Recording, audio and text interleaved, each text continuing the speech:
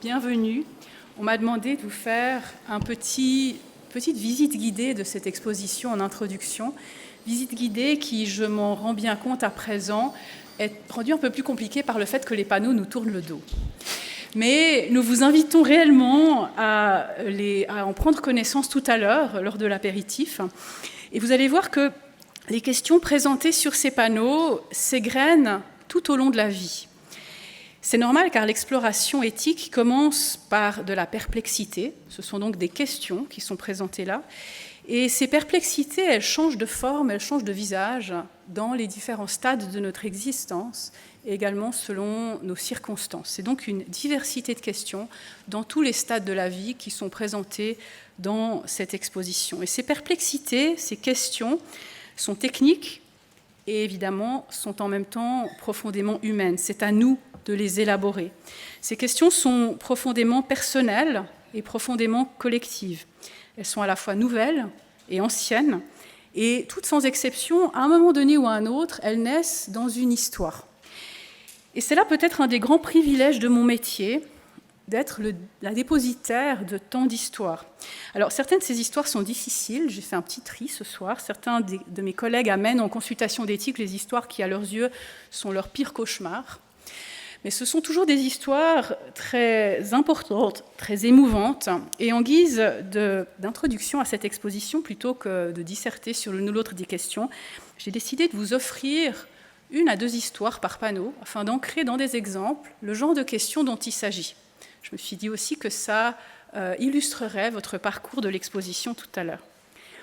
Alors, la première image, je ne vais pas vous les décrire toutes, vous verrez, elles sont vraiment charmantes, les dessins sont très jolis. Le premier est une cellule en train de devenir un embryon. Et ici, j'ai envie de vous raconter une histoire qui est inédite. C'est une histoire d'une jeune femme née par procréation médicalement assistée, ce qu'on appelait dans le temps la FIVette. Et il se trouve qu'en fait, lors de sa naissance, elle faisait partie d'une fournée, entre guillemets, de plusieurs embryons. Et ses parents ont décidé qu'un seul serait implanté pour avoir un enfant. Puis quelques années après, ils ont décidé d'y retourner pour en faire un deuxième. Elle a donc une petite sœur qui était conceptuellement sa jumelle, mais qui est née quelques années plus tard. Et en grandissant, les 2 gamines plaisantent à ce sujet. Pourquoi c'est moi la grande sœur et tout? C'est qui ce scientifique qui a décidé que ce serait toi la petite? Et puis, elles grandissent encore et à présent, elles arrivent en âge de se poser des questions sur leur propre famille. Et l'une d'entre elles a témoigné publiquement, c'est pour ça que je me permets de partager cette histoire, qu'en fait, elle aurait assez envie de porter un des embryons qui restent.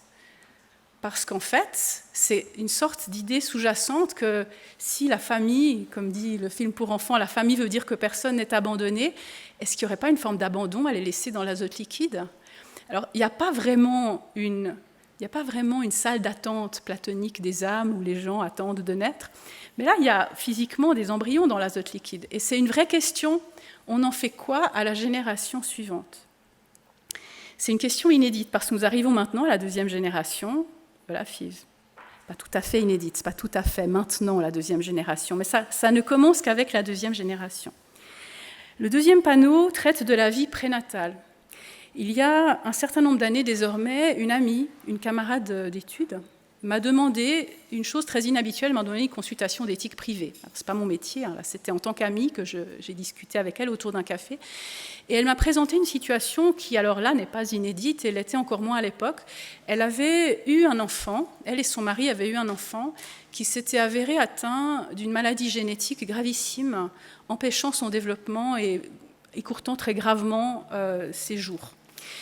Il s'était avéré à ce moment-là qu'il s'agissait d'un problème génétique qui donc pouvait se reproduire lors d'une grossesse ultérieure. Et lors de la consultation génétique, tout cela avait été clarifié pour les parents. Ils souhaitaient avoir un enfant. Le premier était décédé dans l'intervalle. Et la question qui se posait alors était, mais au fond, un diagnostic prénatal, on peut le faire, mais ça veut dire qu'il faut commencer une grossesse alors qu'on ne sait pas si on veut de cet enfant ou pas. Et il faut le porter physiquement pendant plusieurs mois avant de décider si on va le garder ou pas. À l'époque, le diagnostic préimplantatoire n'était pas encore légal. Et les familles étaient confrontées en effet à cette difficulté des grossesses à l'essai. Et on a eu une discussion extrêmement intéressante, dont je ne vous livrerai pas le détail, parce qu'ici commence la vie privée, mais qui était très importante à avoir, d'avoir une caisse de résonance, quelqu'un avec qui parler de ce genre de difficultés. Et à présent, évidemment, le diagnostic préimplantatoire étant devenu légal, ce genre de circonstances n'a plus lieu d'être. Il n'y a plus besoin de porter physiquement un enfant avant de décider. Le panneau suivant montre un bébé et pose une question. Je ne vais pas vous donner toutes les questions, mais ça, c'en est une que je vais vous livrer. Qu'est-ce qu'un bébé médicament ?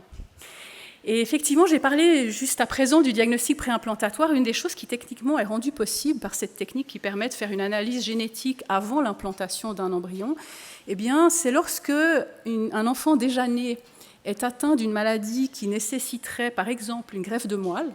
Pensez à un enfant qui aurait une leucémie aiguë, par exemple.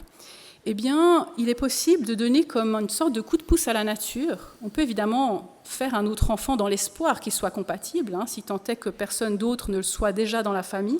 Mais le diagnostic préimplantatoire permet de peser du doigt sur la balance et de s'assurer de meilleures chances que l'enfant qui va naître soit compatible.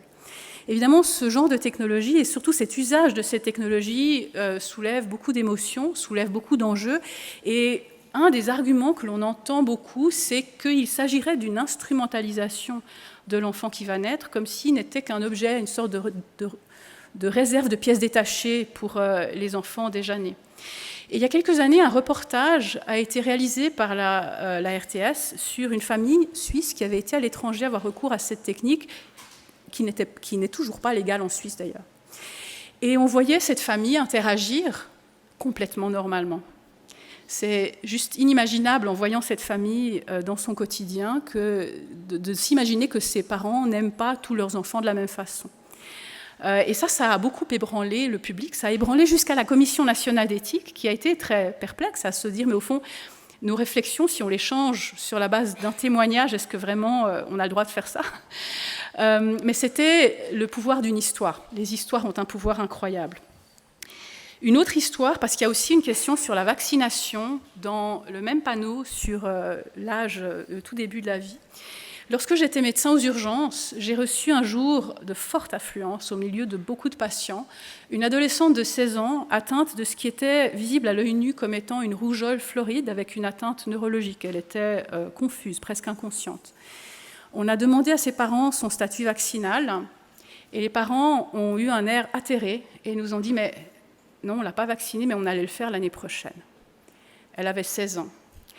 Ça, c'est une illustration. Évidemment, sur le moment, c'est difficile de ne pas se fâcher contre ses parents, mais c'est nécessaire de ne pas se fâcher contre ses parents, parce que c'est une illustration de la difficulté qu'il peut y avoir dans les enjeux éthiques et les choix qu'on doit faire pour notre propre santé et pour celle de notre famille.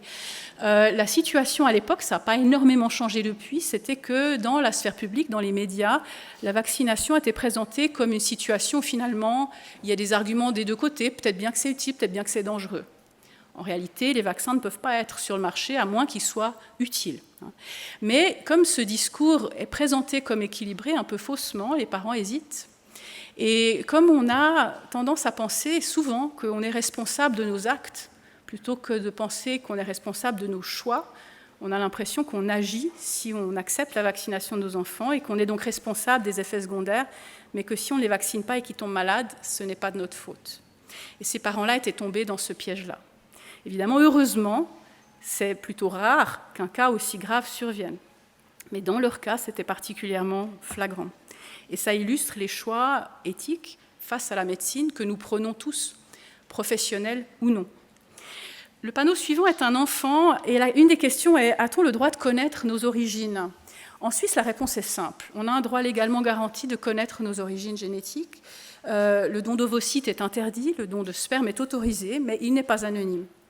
Et le moment où ce changement légal est arrivé à maturation, j'ai envie de dire, où les premiers enfants nés sous ce régime-là, qui avaient le droit de connaître leurs origines génétiques, ont atteint la majorité, qui est le moment où ils ont le droit d'user de ce droit, date de 2018. Et donc, depuis assez peu de temps, il y a des personnes qui vont auprès des cliniques de fertilisation in vitro et qui demandent à savoir qui est le donneur.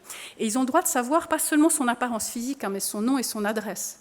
L'idée est vraiment qu'ils puissent le contacter. Évidemment, les donneurs savent aussi que ce sont les règles du jeu, je vous rassure, c'est quelque chose qui est tout à fait transparent.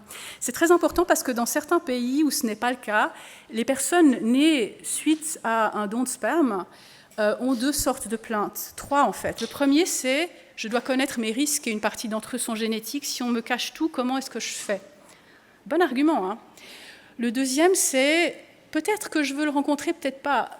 C'est pas tellement que j'ai besoin d'avoir la vérité, mais j'ai besoin qu'on ne me cache rien. J'ai besoin de pouvoir savoir. » Les personnes qui peuvent savoir ne font pas toujours usage de ce droit, mais c'est le fait de cacher, c'est l'obstacle qui pose problème.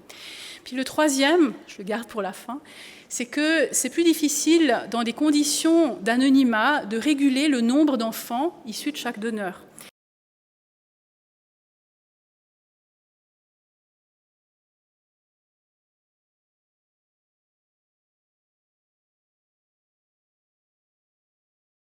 Là, dans ces générations-là, comment peuvent-ils savoir qu'ils ne vont pas au hasard des soirées rencontrer un frère ou une sœur dont ils ignorent qu'il est leur frère ou leur sœur et se mettre en couple avec ces personnes-là, hein.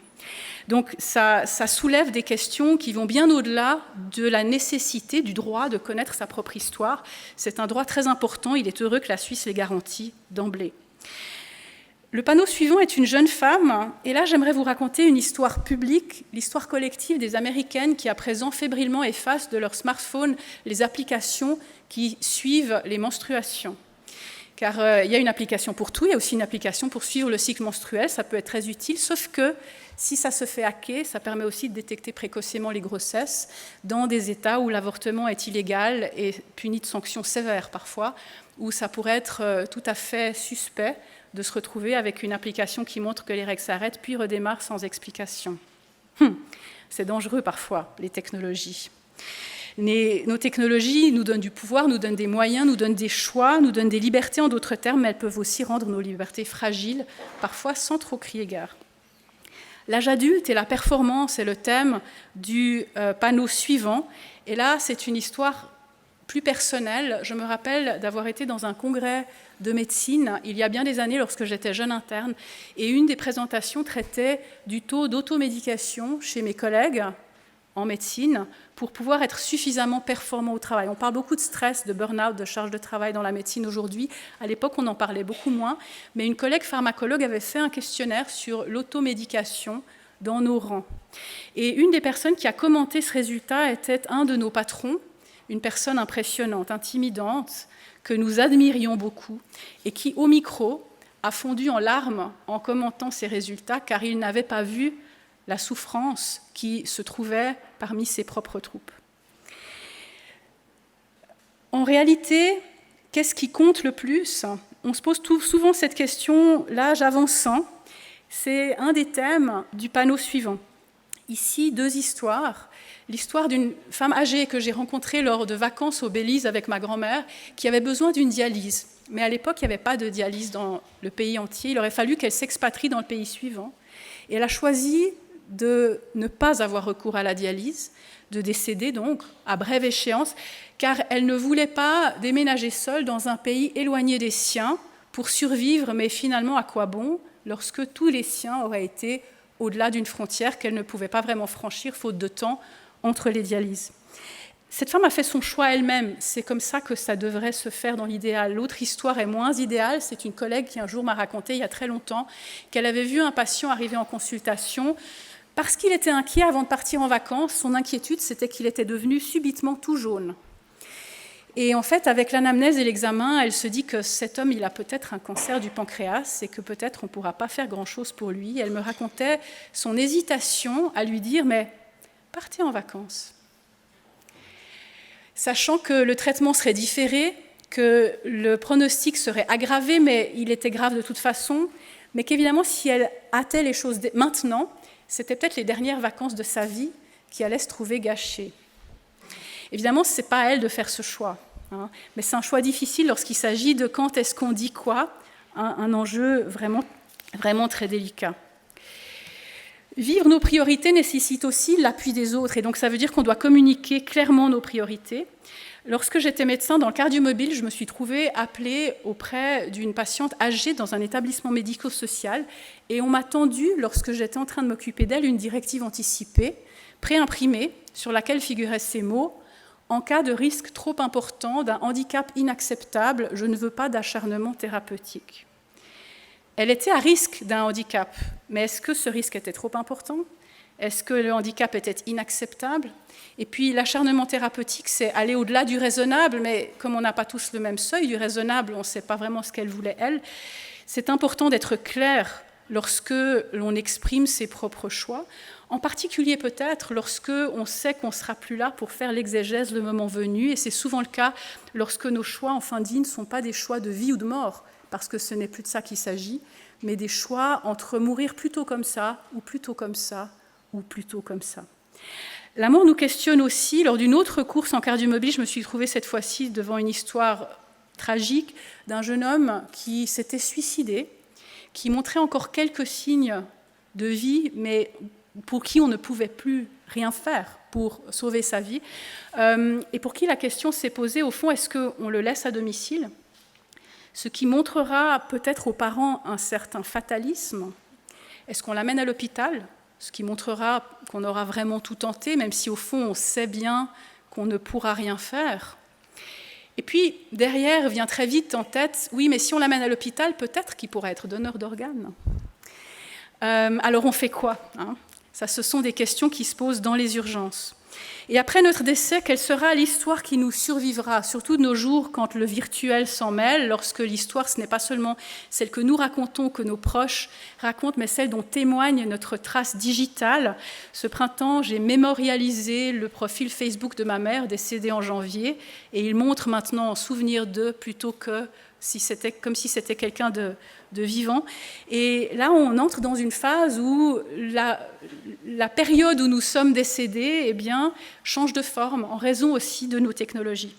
Et la suite, eh bien, c'est très intéressant lorsqu'on demande aux personnes, et comme nous l'avons fait dans un projet de recherche, quelles sont vos craintes, quels sont vos espoirs, et qu'on leur demande d'écrire tout ça sur des grands tableaux.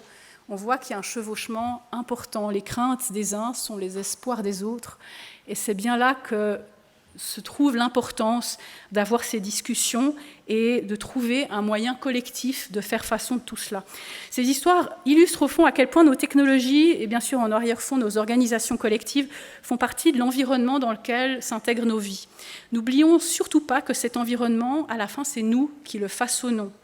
Nos collègues en biologie aiment nous rappeler que désormais, 90% de notre environnement, c'est nous. C'est d'autres humains et les constructions d'autres humains. Malheureusement, lorsqu'on dit environnement, trop souvent, on traduit inconsciemment ce à quoi nous ne pouvons rien. Et cette erreur, c'est une erreur grave, on doit la corriger. Elle conduit trop d'entre nous à un fatalisme dangereux face au développement technologique, alors que nous avons le choix de si et de comment développer nos technologies. Elle conduit aussi un trop grand nombre d'entre nous à ignorer notre rôle dans la destruction des écosystèmes dont dépend notre survie, alors que là aussi, les choix technologiques, au fond, nous appartiennent. Je vous souhaite une très belle visite de cette exposition. Merci beaucoup.